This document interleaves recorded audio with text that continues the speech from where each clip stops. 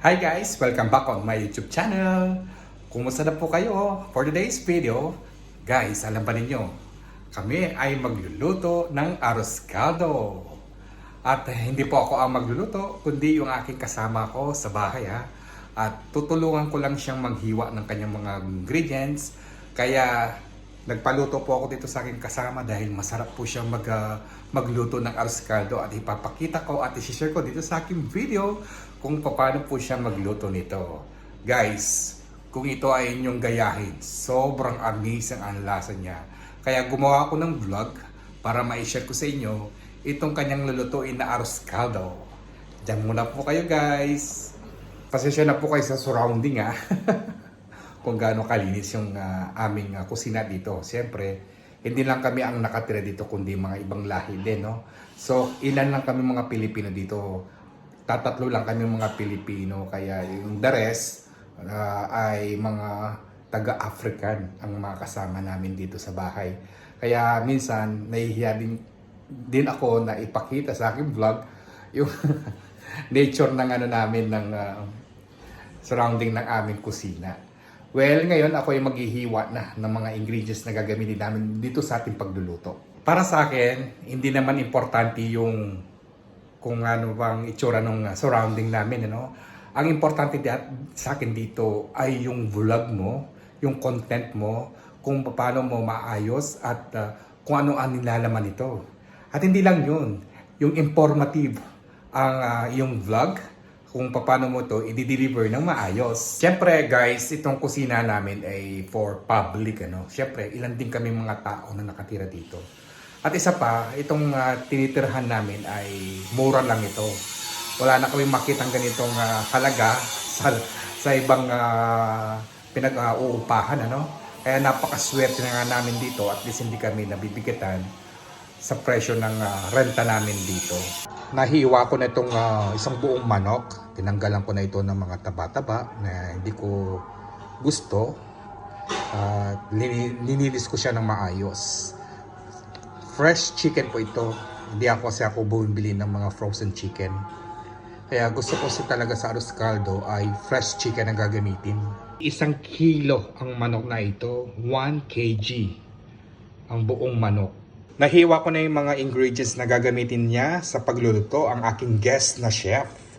Kaya ganito yung mga hiwa ko guys. Ipapadaan pa namin doon sa food processor para mapino siya. Yun pala yung pinakasikreto niya na ginagawa, kaya pala napakasarap nitong niluluto niyang arroz caldo. Yung aking chef na guest, mabusisi ito sa pagluluto guys. Yan ang kinagusto ko sa kanya, no? Kumpara sa akin, ako bare-bare pa lang. Ayun, ilalagay lang niya doon sa food processor, no? Para lalong maging mapino yung mga ingredients na ilalagay niya. Kaya yun ang pala ang pinakasikreto niya na hindi ko alam. Ayan ang aking guest of chef na si Alfie. Kasamahan ko dito sa aming bahay. Ayan. Ito yung pampasarap sa arroz caldo. Yung onion leaves. Ito yung the best na nilalagay din para lalong sumarap yung aming niluluto na arroz caldo ni Alfie. Ito, linagay na natin sa food processor. O, yan o. Mura lang itong food processor na nabili niya, ha? Kaya napakaganda. At hindi lang yon, malaking tulong ito sa mga nagluluto. Ayan, ganyan lang po yan, o. Tingnan nyo guys, o. It's amazing. Diba? Napakadali. Magano sa trabaho. Ganyan lang po yan. Ganyan lang palang pinakasikreto niya eh. So, magiging mapino natin kanyang ingredients na hinihiwa. O, tingnan nyo. O, diba? Effortless. O, diba? Huwag kayo matakot sa, sa guest up ng chef ha. May tato ha. Okay lang yan guys. Mukha diba? lang hindi mabait pero mabait to. Diba? Ito yung gagawin niya sa sibuyas. Diba? Diba malaking tulong itong ginagawa niya?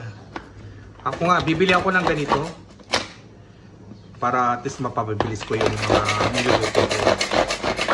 Diba? Magaan. It's so amazing. Sibuyas po yan, ha. Hilahin na niya. Saan ka pa? Ako na ang bahala sa sa mga ginagamit niya ng malilinis sa kanyang mga ginamit. Guys, welcome po natin itong ating mga kasamahan ko din sa bahay. What is your name, friend? John. Ha? John. John, you are from? Africa. African. Can you shout out our viewers here in YouTube channel? It's good. Yes, shout out to all of you guys. Welcome to our live. Yes, yes. Welcome to our vlog. Thank Tell you. like that. Thank you. Welcome to our channel. Mababait po to, mga mababait po to mga to kasama namin. Okay. From African. Yes. Ganito lang yung quantity ng malagkit na gagamitin namin. Pero guys, naku, itong lulutuin namin na arroz caldo, gusto ko si masabaw. Mag-i-start na po si Alpi na magluto. Ang aking guest chef Nagluluto ako. sa aming vlog.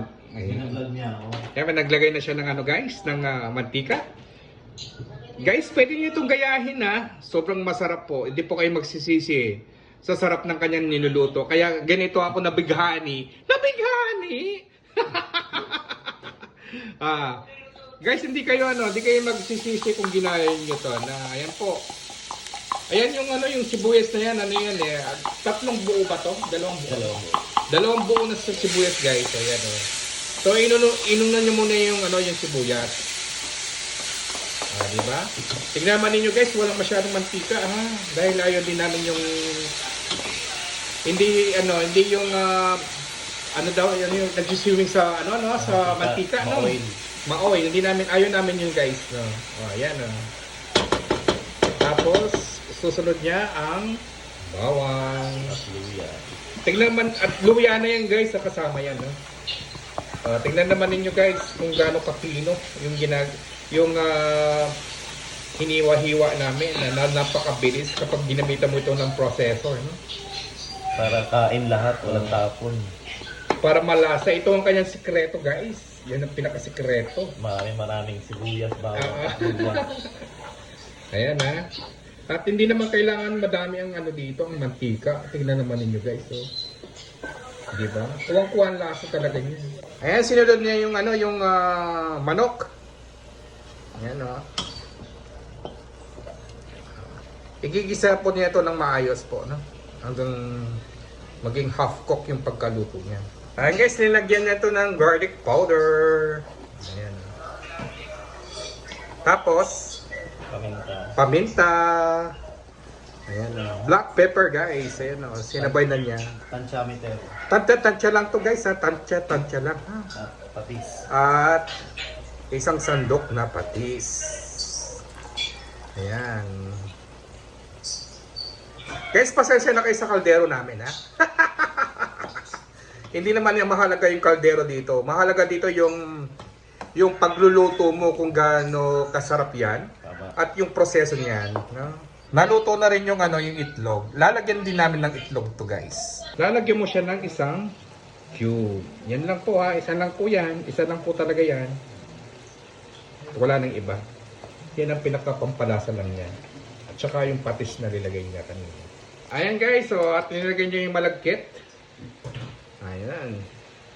Yung malagkit na isusunod niya sa ginisa, Kami mga Kapampangan guys, hindi namin ginagawa to. Pero sa kanya, sa kanya ko lang talaga nalaman ito na ilalagay ang malagkit sa ginisa.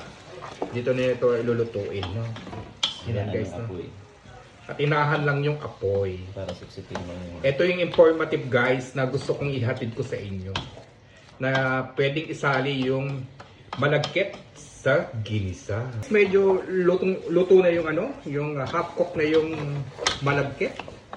At ilalagay na niya yung mainit na tubig. Kasi nagpakulo na kami para mapabilis yung aming pagluluto, Kapag nagluluto kayo ng ganyan guys, pagpakulo kagad kayo ng tubig para mas makakatulong yun sa inyong pagluluto.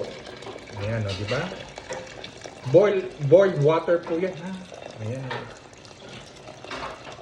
Para mapabilis ang iyong niluluto. Sa 1 kilong manok, 3 litrong tubig guys ang nilagay namin. Yung yung malagkit mga ilan yun. Siguro mga 300 grams lang yun, Mga ganun. Mga 300 grams 3 to lang. 400 O, grams. 3 to 400 grams lang yung malagkit, guys. Ayun. Kasi magtitik pa ito kaya ano. Kaya ito guys, talaga masarap yung sabaw niya. Nabalatan ko na yung boiled egg na ilalagay din namin. At syempre naghiwa na rin ako ng lemon. At yung onion rings, onion leaves, hiniwa ko na rin. Plus itong fried garlic na ginawa ni Alfie kagabi. At syempre maglalagay din kami ng kung gusto pa namin lagyan ng paminta. Malapit na maluto itong arroz caldo na niluluto ni Alfie, ang ating chef for today na si Alfie. Wow, lambot na oh. Lumalambot na rin yung yung malagkit. Luto na po ang aming pananghalian namin for today, kung saan ay nagpaluto po talaga ako kay Alfie, ang ating chef cook today, ng ang kanyang pinaka masterpiece na arroz caldo. Medyo napagod lang guys, no? Pero anyway, ay tinulungan ko naman siya maghiwa para mapabilis yung kanyang pagluluto. Dito ko na i-continue yung aking vlog. Ayun guys, mag-prepare muna kami ng aming makakain. At pasensya na kasi doon medyo madilim ang kuha ng ating vlog. Kaya dito na ako i-continue. Guys, naku, masarap po itong niluto ng arroz caldo ni Chef Alfie for today video. Halina kayo guys, halina po kayo at kain na po tayo. At ipapakita ko din sa aking video kung paano namin prepare ito. Ito po ang ating chef for today na si Alfie. Say hi to our vlog. Hi! Alfie, salamat sa iyong pagluluto at No sa effort problem. na Always, ginawa mo ha. Always At sabihin mo talagang lang ako ay nabighani lang ako sa iyong nilulutong na arroz caldo, kaya ginawa natin ito ng vlog. At ayan guys, ayan po, shoutout po sa ating chef for today na si Alfie. Chef, Thank you so much. Thank you. Tintimpla na ang aking kasama na si Alfie, ang aming chef cook for today. Titimplahan niya ay papakita niya dito sa ating vlog. Ayan. Guys, di pa kayo natatakap sa kanyang niluto? Wow, the best. Pwede nyo yung gayahin yan guys ha. Tignan nyo mo yung mga Ricardo, di yun ninyo makikita. No? Dahil mapipino yung mga pinaghiwa namin dun sa food processor namin ginamit. Lalagyan niya muna yung ganyan. Ayan. Kung paano ito titimplahan. Pakita mo dito sa ating vlog. Ayan. Tapos, lagyan mo siya ng ano yan? Ano yung na yan? Chili paste. Chili paste lang ginawa mo, no? Wow. Tapos, lalagyan ng itlog. Lalagyan niya ng fried garlic. Etong onion rings. Yan lang po guys, so, di ba? Tapos, itong onion leaves. Di ba? Well, anyway guys, kami ay kakain muna ang aming pananghalian. Alas 4 na guys. Gutom na kami. Guys, yung baguhan lang dito sa ating channel. Wala po kayong gagawin kundi pagkatapos po ninyong panoorin itong aming vlogs. Huwag po ninyong kalimutan na i-like, i-subscribe at pakishare na rin itong ating vlog. At huwag po ninyong kalimutan na i-click ang notification bell para lagi po kayong updated sa mga bago kong video ina-upload. Hanggang sa muli po, ito po muli si Joeboy TV nagsasabing always bring you the best at maraming salamat po. At sana nag-enjoy po kayo dito sa aming vlog. Bye-bye at ingat po parate at enjoy lang. Bye!